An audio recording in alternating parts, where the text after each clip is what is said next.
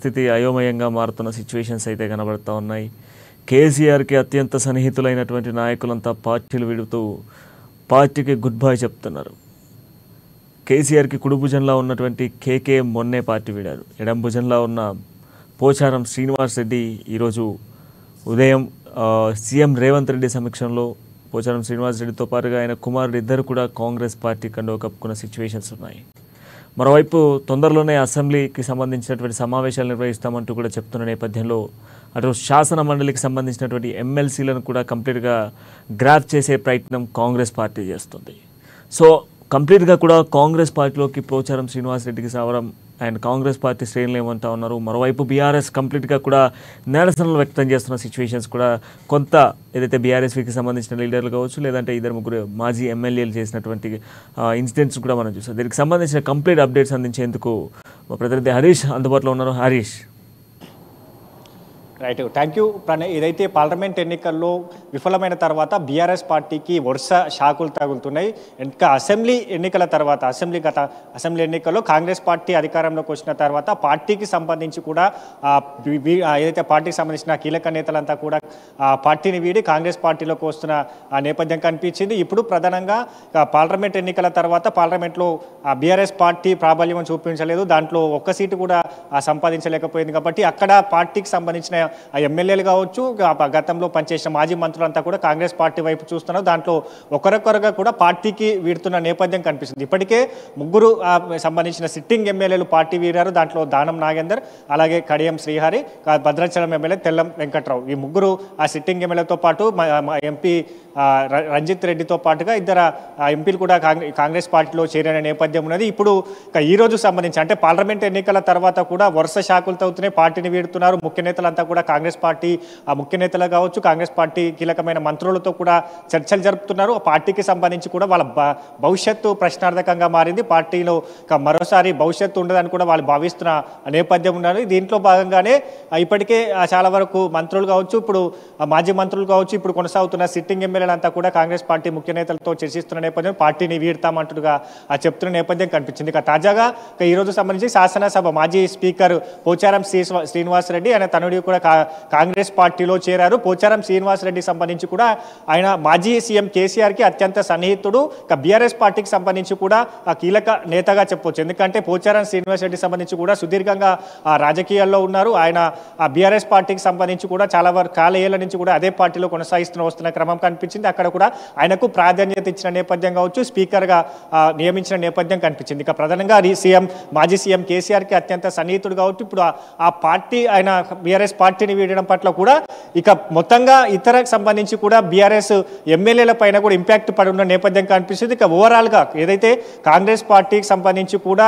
Operation ఆకర్షణ మొదలెట్టింది, దాంట్లో భాగంగానే చేరికల పరంపర కొనసాగుతున్నది. ఇప్పుడు దానికి కూడా స్పీడప్ చేసిన నేపథ్యం అనేది. ఇక మైండ్ గేమ్తో కూడా సీఎం రేవంత్ రెడ్డి ఈ ఆపరేషన్ ఆకర్షణని తీసుకెళ్తున్న నేపథ్యం కనిపిస్తుంది. ఎందుకంటే గత కొద్ది రోజుల్లో కూడా ఆయన నివాసంలో కూడా ఈ మైండ్ ఏదైతే ఈ ఆపరేషన్ ఆకర్ష్ పైన కూడా సుదీర్ఘంగా ఆయన దానిపైన కూడా ఏదైతే పనిచేస్తున్న నేపథ్యం కనిపిస్తుంది. ఎవరెవరిని బీఆర్ఎస్ పార్టీ నుంచి తీసుకురావాలనే పైన కూడా కసరత్తు జరుగుతుంది. దాంట్లో భాగంగా ఒక మంత్రి కీలకంగా వ్యవహరిస్తున్న నేపథ్యం కనిపిస్తుంది. ఇప్పటికే ఇక్కడ ఏదైతే హైదరాబాద్ రంగారెడ్డి జిల్లాకు సంబంధించి కూడా 6 సిట్టింగ్ ఎమ్మెల్యేలు ఇప్పటికే టచ్లో ఉన్న నేపథ్యం కనిపిస్తుంది. ఇతర నియోజకవర్గాలకి, ఇతర జిల్లాలకు సంబంధించి కూడా ఆ సిట్టింగ్ ఎమ్మెల్యేలను కూడా వాళ్ళతో మంతనాలు జరుపుతున్న నేపథ్యం కనిపిస్తుంది. గతంలో మాజీ మంత్రులుగా చేసిన వారు కూడా వాళ్ళతో కూడా మంతనాలు జరుపుతున్న నేపథ్యం కనిపించింది. ఇక ఇప్పుడు ఆకర్షకు సంబంధించి కూడా గేట్లు తెరుచుకున్నట్టుగా కూడా సీఎం రేవంత్ రెడ్డి చెప్పిన నేపథ్యం కావచ్చు. ఇప్పుడు ఆ చేరిక ఏదైతే పార్లమెంట్ ఎన్నికల తర్వాత పోచారం శ్రీనివాస్ రెడ్డితో మొదలైంది.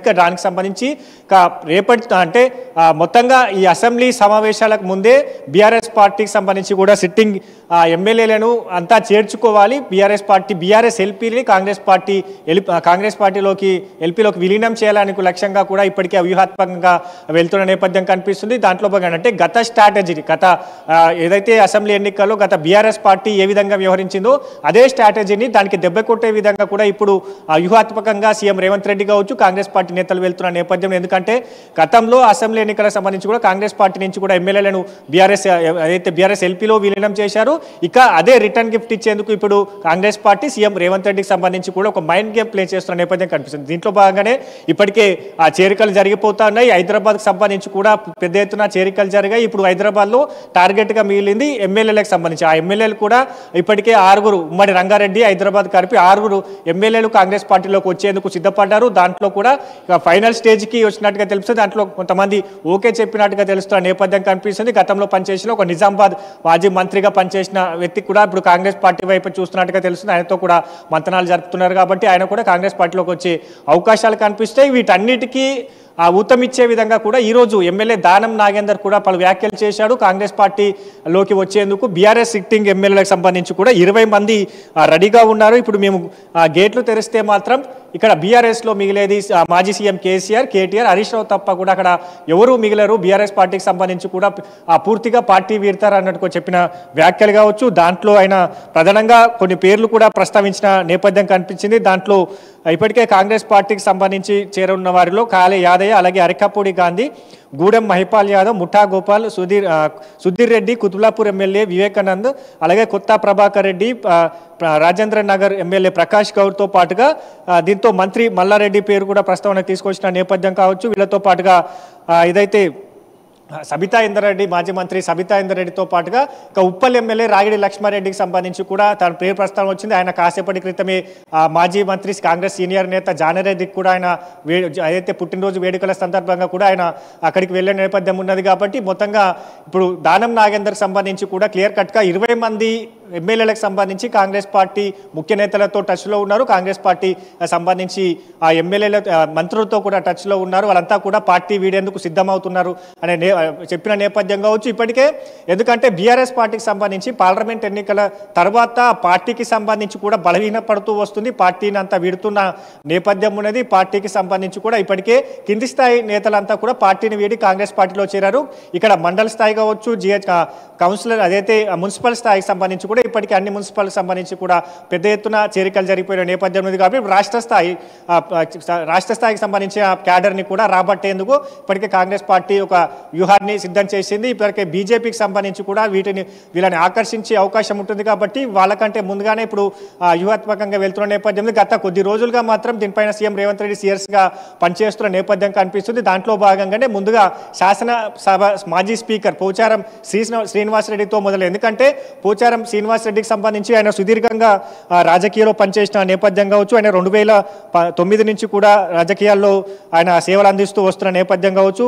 ఇక ఆయన 2009 నుంచి 23 వరకు వరుసగా 5 సార్లు ఎమ్మెల్యేలుగా గెలిచిన నేపథ్యం కావచ్చు. ఆయన మంత్రిగా పనిచేశారు. ఇట్లాంటి కీలకమైన వ్యక్తే బీఆర్ఎస్ పార్టీని వీడితే ఇక మిగతా ఏదైతే ఇప్పుడు సిట్టింగ్ ఎమ్మెల్యేలు ఉన్నారో వాళ్ళకు కూడా ఏదైతే పోచారం శ్రీనివాసరెడ్డి లాంటి వ్యక్తి పార్టీని వీడారు కాబట్టి తమకు కూడా వీడొచ్చు అనే అభిప్రాయానికి వస్తారు. కాబట్టి ఇట్లాంటి వ్యూహాన్ని కూడా సంధిస్తున్నారు. కాబట్టి దీంట్లో భాగంగానే ఇప్పటికే వాళ్ళతో మంతనాలు జరిపారు. కొంతమంది మంత్రులుగా సంబంధించి కూడా అవకాశం ఇవ్వాలని కోరుతున్న నేపథ్యం ఉన్నది. ఇక మొత్తంగా మరికొన్ని రోజుల్లో కూడా పూర్తిగా పోచారం శ్రీనివాసరెడ్డికి సంబంధించిన అనుచరులు కావచ్చు, తన కుమారుడికి సంబంధించిన అనుచరులు కావచ్చు, ఇక బీఆర్ఎస్ పార్టీతో మంతనాలు జరుపుతున్న ఇప్పటికే ఎమ్మెల్యేలకు సంబంధించి కూడా పెద్ద ఎత్తున చేరికలు ఉండబోతున్నాయి. ఇక మరోవైపు ఎమ్మెల్సీకి సంబంధించి ఇక అసెంబ్లీ సమావేశాలకు ముందుగా రిటర్న్ గిఫ్ట్ ఇవ్వాలని కూడా కాంగ్రెస్ పార్టీ భావిస్తుంది. కాబట్టి ఎమ్మెల్సీలకు సంబంధించి కూడా అక్కడ కూడా 14 మంది ఎమ్మెల్సీలతో టచ్లో ఉంటున్నారు. వాళ్ళంతా కూడా కాంగ్రెస్ పార్టీలోకి వచ్చేందుకు కూడా సిద్ధమవుతున్న నేపథ్యం అనేది ఒకేసారిగా ఇప్పుడు బీఆర్ఎస్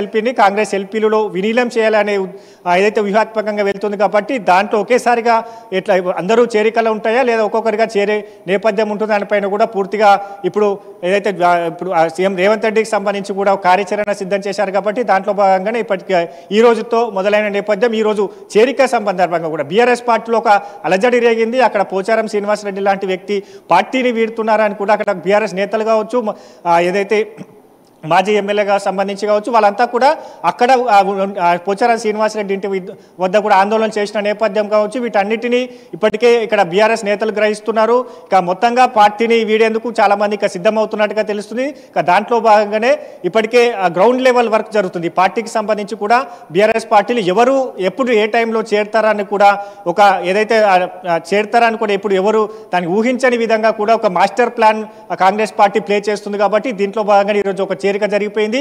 ఇంకా 2-3 రోజుల్లో కూడా పెద్ద సంబంధించి కూడా బీఆర్ఎస్ పార్టీ బడా నేతలు కూడా కాంగ్రెస్ పార్టీలో చేరే అవకాశం అయితే ఉంది. ప్రణయ్, సరే ఒక్క మాట, గతంలో బీఆర్ఎస్లో ఉన్నటువంటి పోచారం శ్రీనివాసరెడ్డి గతంలో బీఆర్ఎస్ పార్టీకి సంబంధించినటువంటి సంక్షేమాల్లో కేసీఆర్తో కూడా అనేక సందర్భాల్లో ఉన్నారు. వ్యవసాయ రంగానికి సంబంధించి ఎటువంటి అవసరం లేకుండా దాదాపు 20 ఏళ్ల పాటు చేయాల్సిన అభివృద్ధిని ఈ 10 ఏళ్లలో చేశారంటూ కూడా పోచారం శ్రీనివాస్ మాట్లాడారు.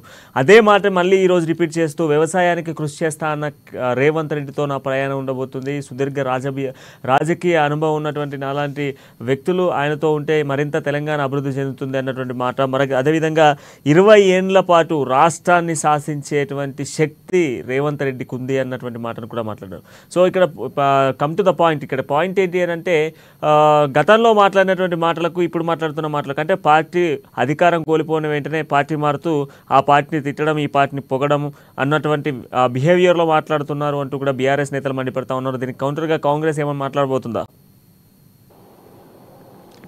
ఖచ్చితంగా ఇప్పటికే సీఎం రేవంత్ రెడ్డికి సంబంధించి కూడా చేరిక తర్వాత ఆయన మాట్లాడే నేపథ్యం ఉన్నది. ఇక పోచారం శ్రీనివాసరెడ్డికి సంబంధించి కూడా ఆయనకు సంబంధించి కూడా ఆయనకు ప్రాధాన్యత ఇస్తాం, దానికి సంబంధించి కూడా ఆయన అర్హతకు తగ్గ కూడా ఆ ప్రాధాన్యత ఉంటున్నట్టుగా చెప్పిన నేపథ్యం కావచ్చు. ఎందుకంటే ఆయన వ్యవసాయ శాఖ మంత్రిగా పనిచేశారు, స్పీకర్గా పనిచేసిన నేపథ్యం కావచ్చు, సుదీర్ఘకాలంగా పనిచేసిన బీఆర్ఎస్ నేత కావచ్చు, ఇప్పుడు కాంగ్రెస్ పార్టీలోకి ఆయన సీనియారిటీ కావచ్చు, ఆయన మంత్రి శాఖలో పనిచేసిన నేపథ్యం, వీటన్నిటిని కూడా కాంగ్రెస్ పార్టీకి యూస్ఫుల్లే కాబట్టి ఇప్పుడు దానికి సంబంధించి ఏదైతే పోచారం శ్రీనివాసరెడ్డికి సంబంధించి కూడా గతంలో కేసీఆర్కి సంబంధించి కూడా వ్యవసాయానికి సంబంధించిన వ్యవసాయాన్ని అభివృద్ధి చేస్తామని చెప్పిన నేపథ్యం కావచ్చు. దాని తర్వాత సమీకరణలు మారాయి. బీఆర్ఎస్ ఏదైతే ప్రభుత్వం మొదటి హయాంలో అధికారంలోకి వచ్చిన తర్వాత ఇచ్చిన హామీలు కావచ్చు, రెండోసారి అధికారంలోకి వచ్చిన తర్వాత ఇచ్చిన హామీలు కావచ్చు, చేసిన పనులు కావచ్చు, వీటన్నిటినీ అంచనాలు వేసుకుంటూ వస్తున్న నేపథ్యం కావచ్చు. ఇప్పుడు ఏదైతే గతంలో ఇచ్చినట్టుగా కాళేశ్వరం ప్రాజెక్టు, అలాగే మిడ్ మానేర్ ప్రాజెక్టు కావచ్చు, వీటన్నిటి అంశాల్లో కూడా పెద్ద ఎత్తున దాంట్లో అవకతవకలు జరిగిన నేపథ్యం కావచ్చు, వ్యవసాయ రంగానికి సంబంధించిన స్కీమ్స్ కావచ్చు, ధరణి పోర్టల్ వల్ల కూడా చాలా ఎత్తున రైతులు ఇక్కడ సమస్యలో పడ్డారు. రైతులకు సంబంధించి కూడా భూములన్నీ కూడా అన్యక్రాంతం అయిపోయిన నేపథ్యం కావచ్చు. వీటన్నిటిని కూడా అందరూ గ్రహిస్తూ వస్తున్నారు. దాంట్లో భాగంగానే పోచారం శ్రీనివాసరెడ్డికి సంబంధించి కూడా ఆయన వ్యవసాయ సంబంధించిన ఆయన కుటుంబ నేపథ్యం కావచ్చు, వీటన్నిటిని కూడా అంచనాలు వేస్తూ వస్తున్న నేపథ్యం ఉన్నది. ఇక ప్రధానంగా కాంగ్రెస్ పార్టీ సంబంధించి వచ్చిన వెంటనే వ్యవసాయ రంగానికి సంబంధించి కూడా ప్రధానమైన ఎజెండాగా తీసుకుంది. దాంట్లో ఏదైతే ధరణి పోర్టల్ సంబంధించి కూడా ముందు నుంచి కూడా ధరణి పోర్టల్లో జరిగిన అవకతవకలను ఎత్తి చూపిస్తూ వచ్చిన నేపథ్యం కావచ్చు. దాని వల్ల కూడా నష్టపోయిన రైతులు కావచ్చు, ఆత్మహత్యలు చేసుకున్న రైతులు ఉన్న నేపథ్యం కావచ్చు, వీటన్నిటిని కూడా సీఎం రేవంత్ రెడ్డి కావచ్చు ఎప్పుడు ఆయన పీసీసీగా ఉన్నప్పటి నుంచి కూడా ప్రజల్లో తీసుకొస్తున్న నేపథ్యం ఇది.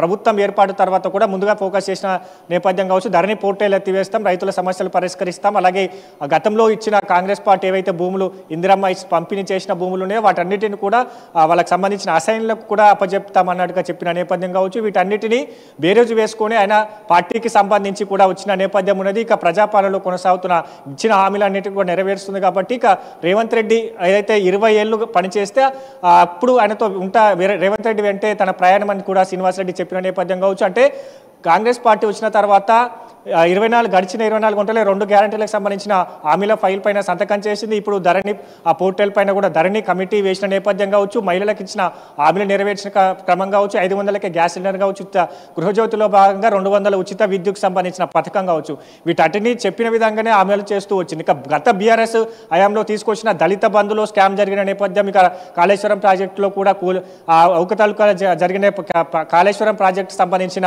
ఆ టెండర్లో జరిగిన అవకతవకలు కావచ్చు, కాళేశ్వరం ప్రాజెక్టుకి సంబంధించి కూడా ఆ డిజైనింగ్ కావచ్చు, వీటన్నిటి వల్ల ప్రజాధనం వృధా అయిందనేది కాంగ్రెస్ పార్టీ ఆరోపణ. దానిపైన కూడా శ్వేతపత్రం రిలీజ్ చేసింది. ఇప్పుడు విద్యుత్ సంక్షోభాలను నెట్టని గత బీఆర్ఎస్ ప్రభుత్వం విద్యుత్ పైన అంశం పైన కూడా తీవ్రమైన చర్చ జరుగుతుంది. కాబట్టి వీటన్నిటినీ రైతుకు సంబంధించి రైతు వ్యవసాయ రంగానికి సంబంధించి కూడుకునే కాబట్టి ఆయన వ్యవసాయ శాఖ మంత్రిగా పనిచేశారు కాబట్టి వీటన్నిటినీ అంచనాలు వేసుకున్నారు. పార్టీలో ఇప్పుడు ఆ పార్టీకి సంబంధించి క్రమక్రమంగా అందరూ వీడుతున్న నేపథ్యం కావచ్చు, పార్టీకి సంబంధించిన భవిష్యత్తు ఉంది. అంటే ప్రజలకు సంక్షేమం జరగాలి, ప్రజలకు మేలు జరగాలంటే ఇక ఇప్పుడు ఎలాంటి నిర్ణయాలు తీసుకోవాలని పైన కానీ సుదీర్ఘంగా ఆలోచించిన తర్వాతనే కాంగ్రెస్ పార్టీలోకి వచ్చినట్టుగా తెలుస్తుంది. దీన్ని కాంగ్రెస్ పార్టీ నేతలు కూడా స్వాగతిస్తున్న నేపథ్యం కనిపిస్తుంది. ఇక దీనిపైన ఎట్లాంటి చర్చ లేకుండా కూడా పోచారం శ్రీనివాసరెడ్డికి సంబంధించి కూడా ఆయన క్లియర్ కట్గా కూడా క్లారిటీ ఇచ్చిన నేపథ్యం అవుతుంది. Pranay. Yes, thank you Harish. Right, మొత్తానికి పోచారం శ్రీనివాసరెడ్డితో కాంగ్రెస్